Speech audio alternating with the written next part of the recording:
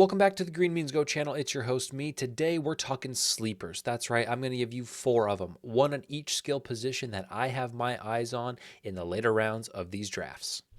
Before we get into the players themselves, I want to take a second and define what a sleeper is to me. A sleeper is a guy who's going to finish within the top half of where he is drafted positionally. So for example, let's say John Elway is the 30th ranked QB in drafts. He needs to finish in the top 15 of quarterbacks to be considered a sleeper in my eyes.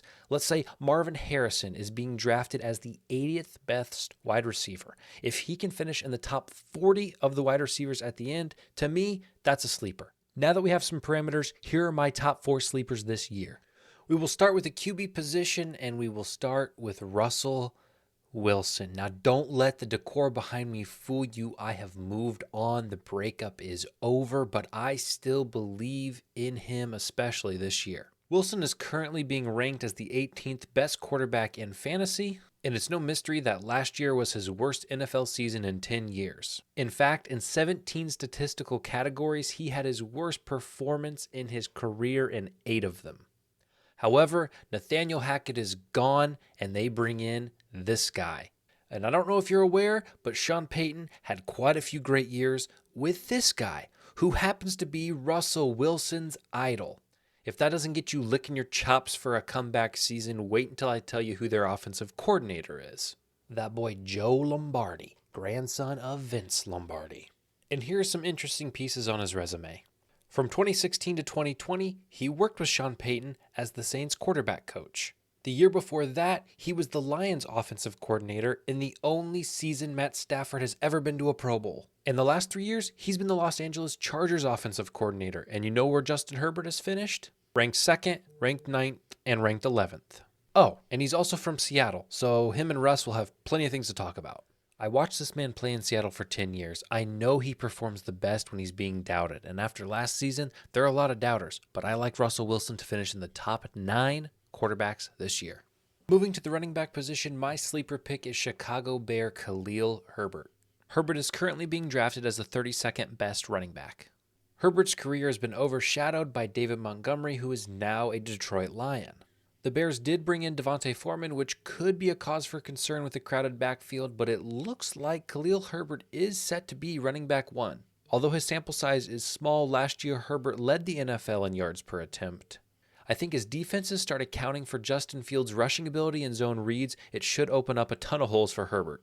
Lastly, I believe Herbert will be involved in pass catching more this season than he was last, and for that reason, I like him as a top 16 running back this year. Moving now to the wide receiver position, and we're going to get even more risky. I'm talking about the old man himself, Adam Thielen. Thielen is currently being ranked 60th out of all wide receivers, which seems criminal for what he's been able to do in his career. However, this will be his 10th season, and he is 32 years old, which is old, well, in receiver age.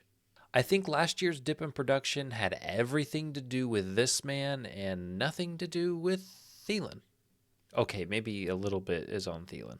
However, he joins Bryce Young this year, and rookies need support from veterans. I think Thielen is the perfect guy to be support.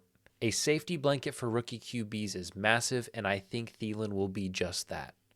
My prediction is he'll finish in the top 30 of wide receivers based on volume and plenty of red zone targets. We wrap up today with a tight end position, and the guy I have my eye on is Irv Smith Jr. Irv Smith Jr. is now on the Cincinnati Bengals and joins one of the most prolific offenses in the NFL. He is currently being drafted as the number 22 best tight end, and I see him as a top 10 guy this season. During his career, he's been stuck behind guys like Kyle Rudolph and TJ Hawkinson, but now he emerges as the clear number 1 favorite for Joe Burrow, well, at the tight end position. And he has a Louisiana connection with not only Joe Burrow, but also Jamar Chase. They used to work out together in high school. That type of chemistry should not be understated, and if he can carve out a role in this offense, I think he is a shoo-in as a top 10 tight end this year. Those are my 4 favorite guys this year in the sleeper category. Go ahead and write in the comments who you are targeting in those late rounds. I want to build a community. I want you guys to be able to share resources and share ideas. What are the odds that 2 of your league mates are watching this video at the same time? I got 300 subscribers. The chances are next to nothing. Speaking of, hit that sub button, baby.